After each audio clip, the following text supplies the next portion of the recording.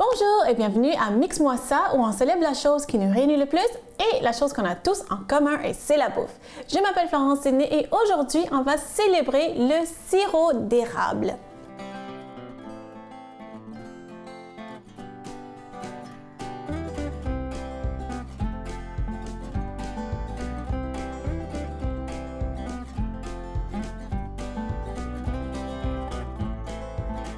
Donc, on va célébrer le sirop d'érable aujourd'hui. C'est pour ça que je suis habillée en mou, parce que quand je pense sirop d'érable, je pense cabane à sucre, je pense printemps, je pense brunch, je pense plein de choses qui sont réconfortantes.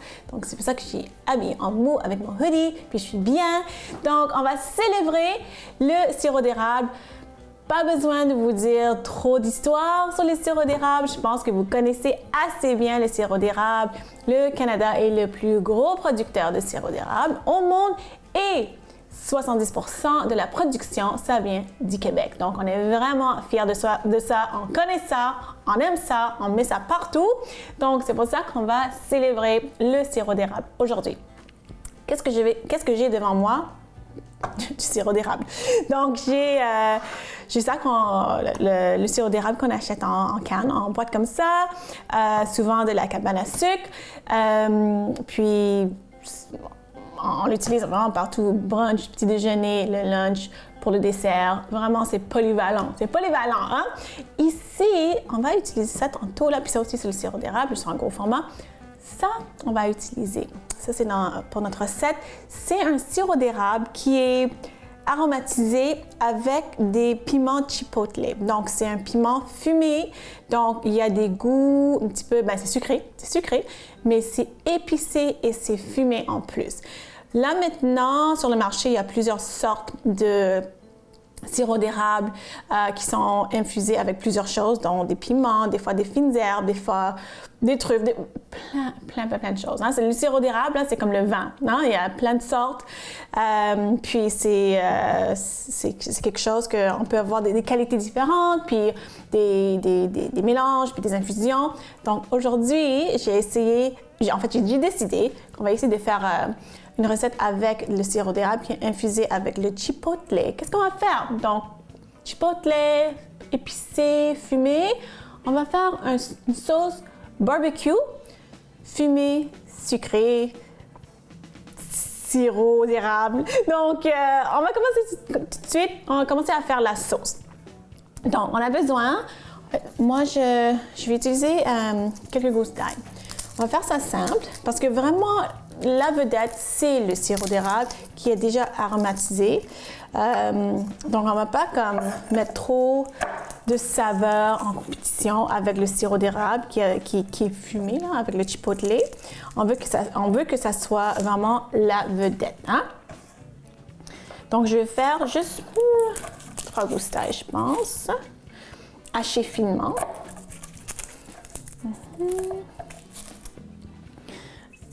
OK, donc le sirop d'érable, notre vedette aujourd'hui, c'est riche en glucides. On le sait tous que c'est du sucre. Hein? C'est du sucre. Puis c'est un sucre simple. Ça veut dire que c'est rapidement absorbé par le corps, c'est rapidement absorbé par le sang. Et ceux qui sont diabétiques, en fait, malheureusement, il n'y a pas de sucre qui est plus santé qu'une autre pour les diabétiques. Tous les sucres comme le miel, sirop d'érable, cassonade, le sucre blanc sont pareils. Ça réagit pareil dans le corps. Donc, c'est juste une question de choisir le sucre que vous voulez. Aujourd'hui, on va utiliser le sucre, le sirop d'érable. Parce que souvent, en tant que diététiste, j'entends ça souvent chez les diabétiques. Comme depuis que j'ai mon diagnostic de diabète, j'ai arrêté de mettre du sucre blanc dans mon café, je mets du sirop d'érable ou je mets du miel. Puis pour moi, ça n'a pas de sens parce que ça réagit pareil dans le corps. Allez, donc je vais hacher ça finement. Je mets en rond, on marche. Donc, cette sauce barbecue qu'on va faire aujourd'hui, on va faire ça avec du poulet, mais ça marche hyper bien avec des côtes levées sur le barbecue. On va faire ça au four aujourd'hui, mais faire ça sur le barbecue, ça va être encore meilleur.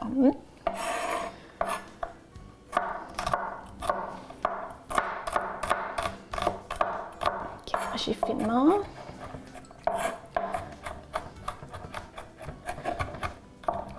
OK. Donc, je vais mettre ça, je vais mettre mon huile. Donc, c'est simple, mais il faut avoir la patience aussi parce qu'on veut vraiment que toutes les saveurs soient vraiment incorporées. Il y a peu d'ingrédients en fait, mais on veut vraiment que ça soit bien mélangé, que ça soit ami avant qu'on met ça avant de mettre ça sur le poulet. Hein? Okay. Donc. Parce que des fois, il y a des gens qui vont faire une sauce barbecue. Moi, j'appelle ça comme à froid. Ça veut dire qu'ils vont juste mélanger tous les ingrédients dans un bol, puis ils vont mettre ça sur la viande, le poulet, les côtes levées, peu importe, puis ils vont le cuire. Puis dans leur tête, ils pensent, mais de toute façon, ça va cuire au four, puis ça va être aussi bon. Non. Moi, je trouve que c'est toujours mieux de cuire, de vraiment cuire la sauce à part, puis de vraiment l'utiliser quand la sauce est prête, quand la sauce est vraiment bien assaisonnée, quand la sauce tous les saveurs sont bien ajustées. Donc, j'ai ça, j'ai thym, sel, poivre. OK. Donc, vu que c'est une sauce barbecue fumée, normalement, si j'avais pas ça, si j'avais pas le sirop d'érable fumé, j'aurais mis le sirop d'érable comme régulier et j'aurais mis un peu de paprika fumé ou un peu de poudre de chili, juste pour avoir le goût un petit peu fumé. OK, là, on va rajouter nos liquides. Je vais mettre aujourd'hui ketchup, vinaigre de cidre, sauce Worcestershire et notre vedette, le sirop d'érable. Donc, je vais mettre tout de suite. Voilà. OK, ça. Puis on veut vraiment que ça mijote un petit peu. OK? Vinaigre de cidre, donc une bonne sauce barbecue, c'est un équilibre entre. Parfait. C'est un équilibre entre l'acidité, donc vinaigre, l'acidité sucrée avec parce que le ketchup c'est quand même sucré, puis on peut rajouter du sucre aussi, puis quelque chose de fumé aussi, puis aussi le sel évidemment. Okay, bon, ça c'est bon. Là, je vais rajouter quelques gouttes de Worcestershire, comme ça, quelques gouttes seulement, et notre vedette. Donc là, je vais verser le sirop d'érable, puis je vais vraiment faire mijoter la sauce. J'en mets beaucoup. Faire mijoter la sauce pendant peut-être 20 minutes, vraiment pour que ça réduise, puis vraiment pour que toutes les saveurs soient amies. Puis au retour de la pause, on va continuer. Je vais vous montrer comment je vais utiliser notre sauce barbecue, mettant en vedette le sirop d'érable.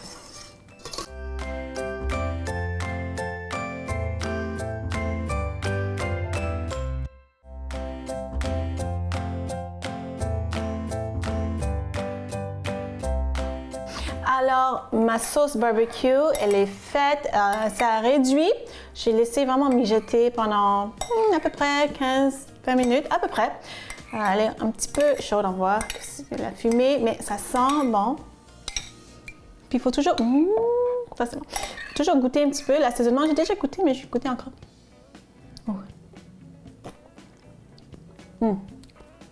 Ça va être parfait parce que c'est sucré, c'est fumé, c'est épicé, c'est vraiment bon. Donc, je vais vous montrer comment je fais. Le four est préchauffé à 375. J'ai des pilons de poulet devant moi et comme je disais, vous pouvez utiliser des côtes levées. Aujourd'hui, j'utilise des pilons de poulet. Moi, comment je fais, c'est que je vais les brosser avec un petit pinceau, comme ça, les deux côtés. Donc, je vais faire ça comme ça. Puis c'est correct, c'est vraiment mince. Hein? C'est vraiment mince. Ça. Parce que de toute façon, à chaque 20 minutes, 15 minutes, on va mettre une autre petite couche de sauce. Vraiment comme un barbecue, là, sur le barbecue, sur le grill, là, mais là, on fait ça à l'intérieur. Donc là, je fais un côté. Puis n'oubliez pas, hein, je touchais au poulet, je remets ça ici, il ne faut jamais regoûter parce que déjà, il y a du poulet. Hein. Il ne faut jamais regoûter, il ne faut jamais l'utiliser à part pour assaisonner le poulet. Je vais les retourner, comme ça. Puis à la fin, s'il vous en reste de la sauce, il faut le jeter. Hein, parce qu'on peut pas le faire cuire, on ne peut pas faire bouillir pour enlever les bactéries. Non, c'est trop dangereux. Donc il faut, s'il reste la sauce, là, il faut juste la jeter. Donc, je fais l'autre côté. Puis ça donne une belle couleur, vraiment. Là. C'est super beau. OK. Je sens le sucré. Je sens vraiment le sucré. Puis je sens le chipotle. C'est bon. OK. Donc là, on fait ça des deux côtés. C'est fait. C'est parfait. OK, je vais le mettre au four. Bon, quelques minutes, je vais mettre ça de côté, je vais mettre ça au four. Donc, n'oubliez pas, c'est 375 au four. Comme ça, après 15 minutes, on va badigeonner encore, on va le retourner badigeonner 15 minutes, puis on continue à faire ça. On va continuer à faire ça pendant 1 heure à peu près. Bon, il faut vraiment juste tester. Des fois, quand on peut voir l'os, ça veut dire que c'est prêt. Puis toujours tester avec un thermomètre. Qu'est-ce qu'on va faire entre-temps? On va faire une petite salade. Donc, on va faire une salade qui n'est pas vraiment une salade de choux, mais presque. Parce qu'on va utiliser du chou. Je vais vous montrer qu'est-ce qu'on va utiliser. Donc, on va utiliser du chou, un peu de chou. Puis c'est une salade vraiment simple. Un petit peu plus. Comme ça. Ouais. Okay. Puis je vais les hacher. En fait, je vais les couper un petit peu comme en julienne, vraiment comme une salade de chou. Mince. Je trouve qu'une salade fraîche comme ça va vraiment bien avec une viande grillée. Hein? OK. Donc, ça fait un rappel à un barbecue d'été, en fait. Mais c'est pas juste le chou qu'on va mettre aujourd'hui. Vous allez voir.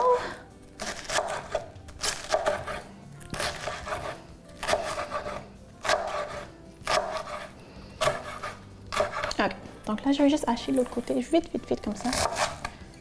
OK. Donc ça, c'est mon chou, je vais mettre dans le bol. C'est quoi l'autre ingrédient que je vais mettre? C'est quoi l'autre feuille que j'ai à côté? Peut-être que vous avez vu. Ça, c'est des feuilles de pissenlit. Puis pourquoi je vais les utiliser pour faire ma salade? Puis pas juste faire une salade de choux traditionnelle. En fait, c'est parce qu'avec les saveurs qu'on a. Donc là, avec le poulet, on a sucré, on a un petit peu de salé parce qu'il y a du sel. On a le fumé, on a l'épicé. Puis ça, qu'est-ce que ça donne? C'est une amertume. Puis donc, c'est vraiment un mélange de toutes sortes de saveurs. Puis quand c'est combiné ensemble avec la vinaigrette crémeuse qu'on va faire, ça va être une explosion de saveurs. Ça va être la fête dans la bouche. Donc, je vous suggère fortement, si vous n'avez jamais mangé des feuilles de pissenlit, allez, en fait, dans n'importe quelle friterie maintenant, ça se vend, des feuilles de pissenlit. C'est amer, mais quand c'est mélangé avec d'autres laitues, d'autres salades, d'autres légumes, surtout avec une vinaigrette, ça passe. Ça passe inaperçu. Okay. Donc ça, c'est nos 2 légumes verts pour notre salade. Ça, c'est bon. Vous voyez, c'est juste ces deux-là, choux et feuilles de pissenlit. C'est vraiment simple. Là, on va faire la vinaigrette. Oups. Faire la vinaigrette. Puis la vinaigrette elle-même, c'est très simple aussi. Donc, on a besoin d'un gras. Donc, ça va être la mayonnaise. Est-ce que j'ai une cuillère? OK, je vais prendre une fourchette. Mayonnaise.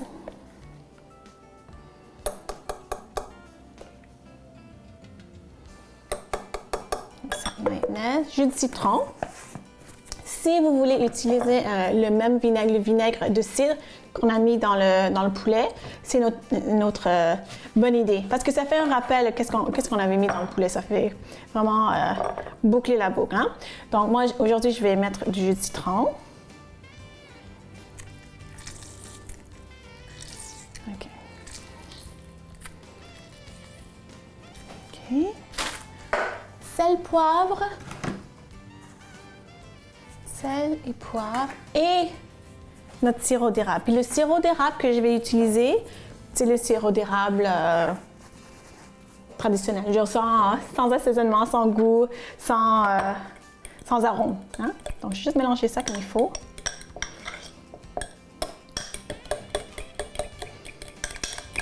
Ok, donc je vais mélanger avec le sirop d'érable.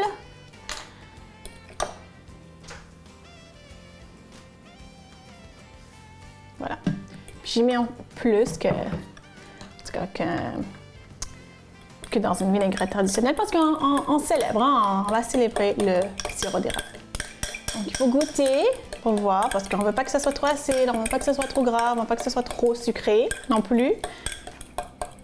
Ok. Comme ça, je pense que c'est correct. Hein? Ok, donc là je vais mélanger le tout. Je vais mettre ça sur ma salade au frigo pendant que le poulet, ça va aller au four. Puis quand on revient après la pause, on va juste poursuivre avec notre célébration de sirop d'érable. À tout de suite!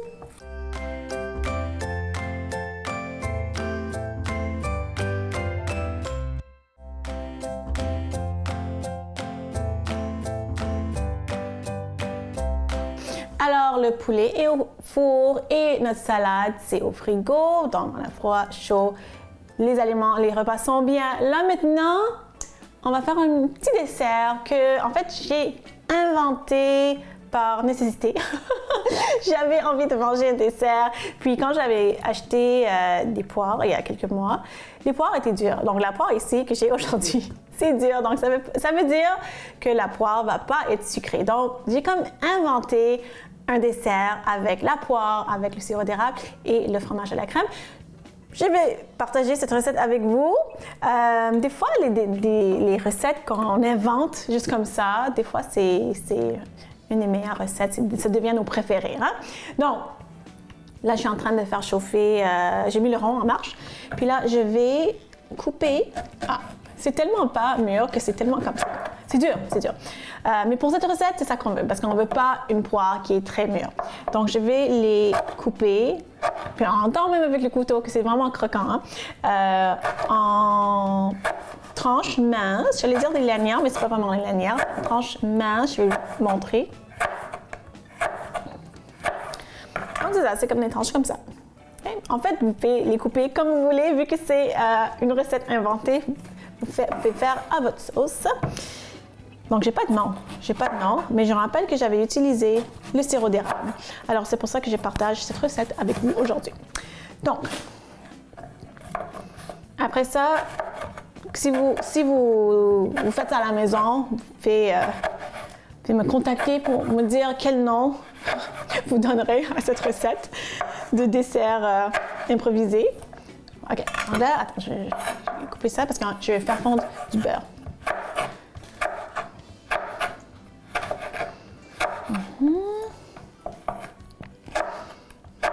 On fait ce qu'on peut, hein. Des fois, quand on a des ingrédients, comme tous les fruits et légumes, des fois, c'est pas frais. Mais pas que c'est pas frais, mais c'est pas mûr. On fait ce qu'on peut. Donc, là, maintenant, je vais prendre...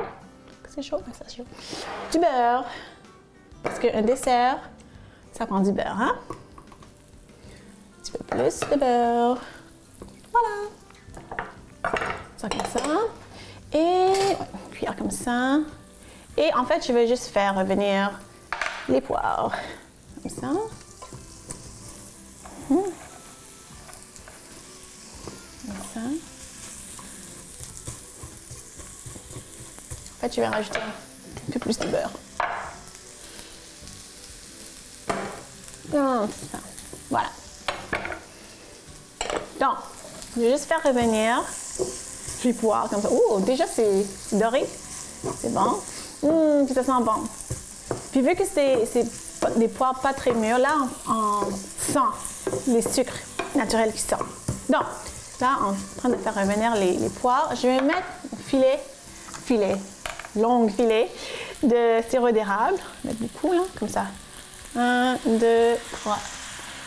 Voilà. Puis je vais juste faire comme mijoter un petit peu les poires dans le beurre, dans le sirop d'érable, pour que ça soit tendre. Puis à la fin, juste avant de servir, là, je vais comme briser quelques morceaux de fromage à la crème. Vous pouvez utiliser le fromage de chèvre, c'est encore meilleur. Donc je vais juste laisser mijoter ça. Au retour de la pause, on va déguster tout ce qu'on a fait avec notre vedette, le sirop d'érable. À tout de suite!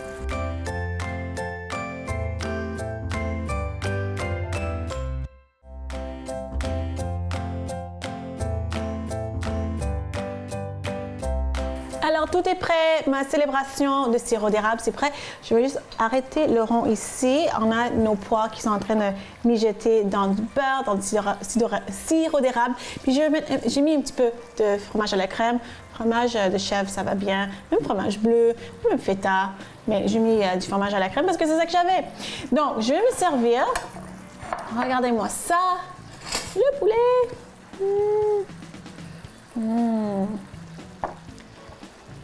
Avec notre salade.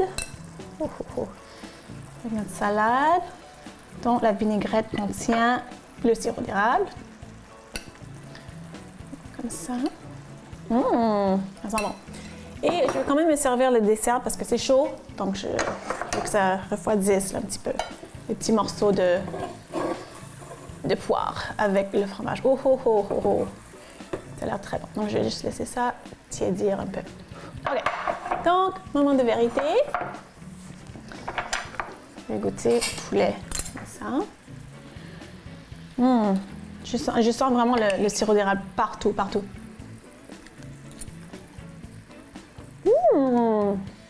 Oh, c'est bon.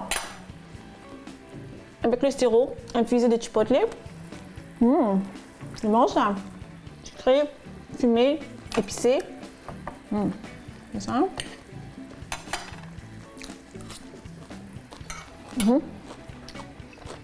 Ça va vraiment bien ensemble. C'est frais, c'est sucré, c'est amer grâce aux feuilles de pissenlit.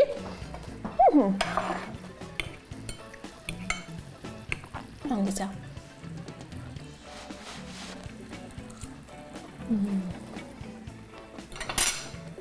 Ça, c'est comme un câlin. C'est bon. Vraiment, je suis satisfaite de ma célébration de sirop d'érable. J'espère que vous avez aimé ça. J'espère que vous avez appris quelque chose sur notre fameux sirop d'érable. Mais j'espère surtout que vous allez faire ça à la maison.